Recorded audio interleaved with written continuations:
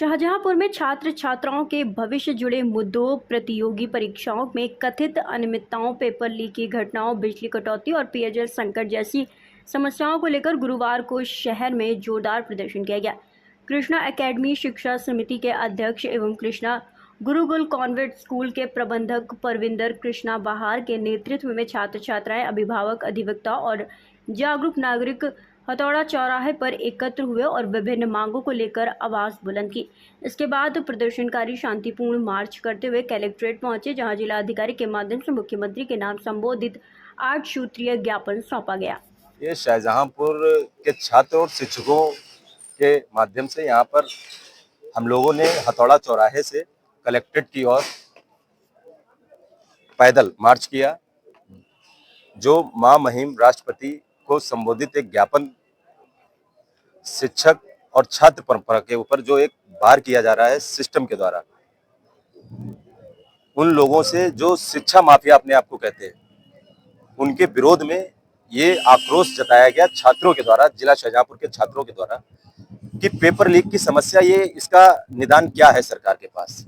2024 पहला paper leak होता है यूपी पुलिस का 52,000 वैकेंसियों के साथ, उसके बाद कोई ऐसा पेपर नहीं। 2024 से 26 चल रही है, हर साल तकरीबन 15 से 20 पेपर होते हैं।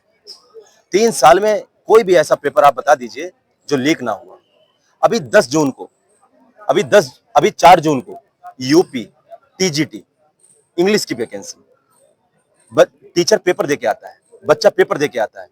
2022 की वैकेंसी, पेपर हो रहा है 2026 में, 4 साल के बाद।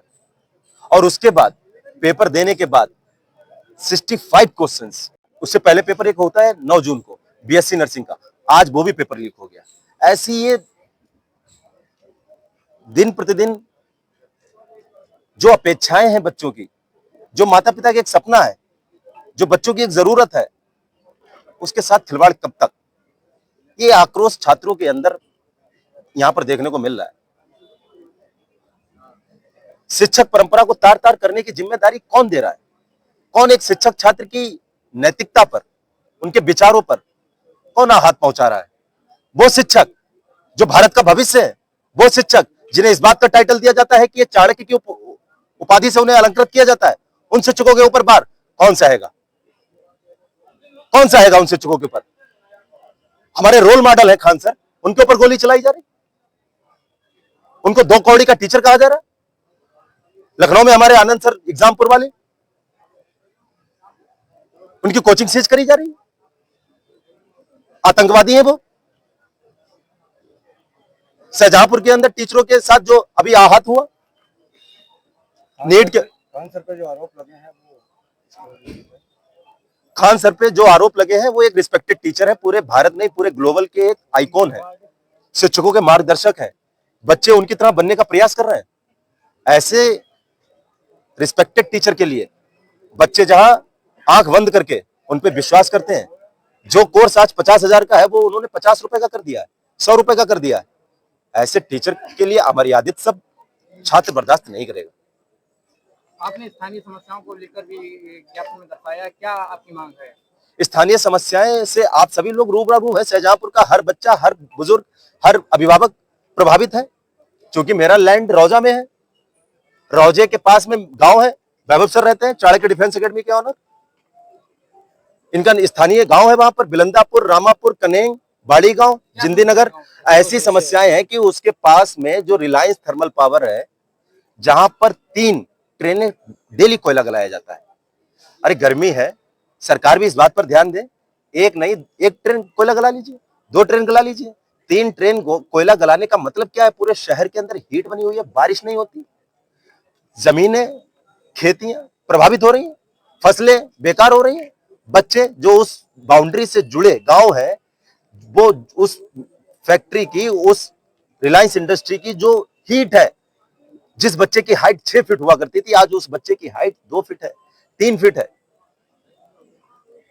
क्या वो शिक्षा लेकर क्या कर पाएंगे जब उनकी हाइट 3 फीट होगी? क्या यूपी पुलिस में पेपर दे पाएंगे? वहां का तो मानक है 5 फीट, आर्मी का मानक है 6 फीट, बच्चे की हाइट 3 फीट है। तो रिलायंस इंडस्ट्री से ये मांग है, आप व्यापार करिए, उद्योग करिए, लेकिन मेरे शहर को, मेरे लैंड को भी सुरक्षित रखिए। मांग ये है कि आप 50 गांवों को गोद लें, वहां के लोगों को शिक्षा फ्री दें, वहां चिकित्सा उपलब्ध कराएं और वहां एक स्पोर्ट्स स्टेडियम बनाएं कि बच्चे खेल सकें। केआर पेपर मिल, क्रबको, जहां इतना दूषित पानी, एक नदी है, गरई नदी है, गरई है, गर्रा से तो जुड़ी हुई है, गरई नदी है, गरई नदी में उसका गंदा पानी जाता है, जहां पर तकरीबन मछलियां हर महीने 8 से 10 कुंटल निकाली जाती थी। आज वहां मछलियां मर गई, कछुए मर रहे हैं। गांव का बच्चा बूढ़ा जो वहां जाकर बैठता था, उस सरोवर में खेलता था। ये आहत यहाँ की जनता के ऊपर, यहाँ के बच्चों के ऊपर ना किया जाए। सरकार से और स्थानीय लोगों से अनुरोध भी है कि आप पत्रकार भाइयों से बड़ा उम्मीद रहती है कि इन मुद्दों पर, हम लोग कोई राजनीतिक पार्टी या संगठन के कार्यकर्ता नहीं है, हम एक शिक्षक हैं और हमारे पीछे खड़े ये हमारे छात्र हैं। इनका भविष्य हमारे आप सबके लिए इंपॉर्टेंट है, क्योंकि आज ये बच्चे हैं, कल आपके बच्चे।